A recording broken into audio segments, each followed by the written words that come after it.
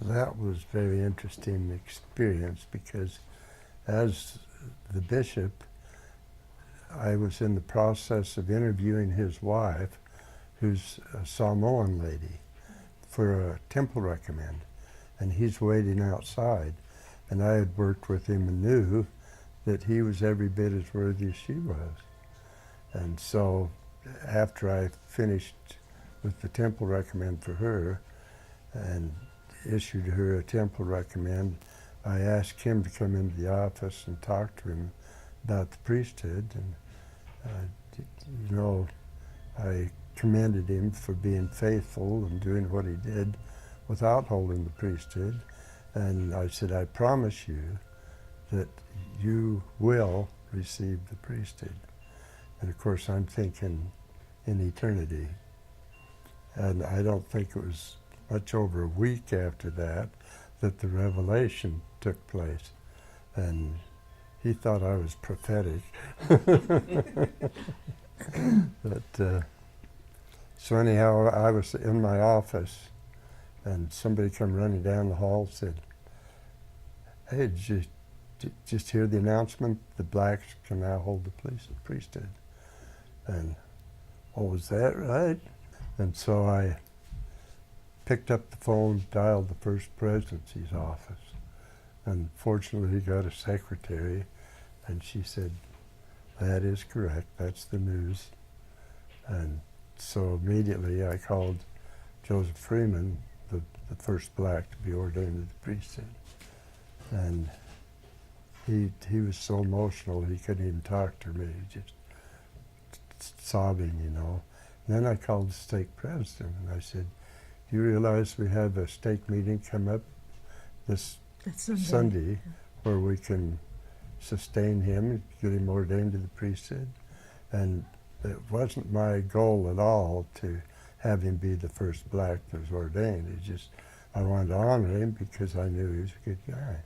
So I called the stake president and told him, and he said, "Well, I don't think we can do that."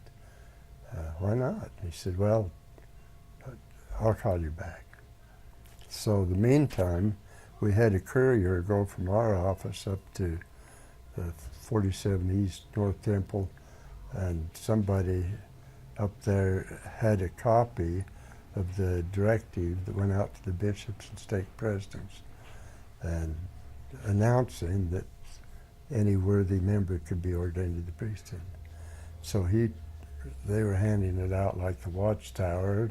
He gathered one up and brought it back and gave it to me. So I'm here at my desk and I'm reading this. And the stake president called back and he said, "We can't do it." "Why not?" He said, "We have to have the document in her hand." "I've got it in my hand." He said, "Sure you do. Read it to me." So I read it to him. Got kind of sober, and he says, "Well, you'll have to get him in and interview him." I said, "Okay, I'll do that." It's kind of hard to run him down because I think it's 10 o'clock at night by the time I got him interviewed. So anyhow, we went ahead. He was sustained, and there were 3 from our ward who were being ordained elders that day. And of course, Joseph Freeman was the first one, and he asked me if I'd be the voice. You know, it's nothing to do with me or anything, it's just the fact that I was the right place at the right time, and it was a privilege to be able to do that. So we ordained him, conferred the Melchizedek priesthood, ordained him to the office of elder in the Melchizedek priesthood. So then there's 2 others that were to be ordained elders. So it came time to do the next one, and he was a truck driver, and of course they're always skeptical, but he sat down and I said, "Wait a minute, President, if Joseph Freeman is now an elder, can't he stand in this circle with us?" And he looked at me like, haven't you caused enough trouble? And then he said, okay. So he stood in the circle, and here's the guy that's being ordained. Kept looking up on him. So, and as soon as we walked out of the building, there was the news media set up. They had their cameras and microphones and etc. And we didn't see Brother Freeman for quite a while. Somebody said, well, where is he? I said, he's probably dangling off a TV camera somewhere over the city. But they had him on World News. And that night I was on World News.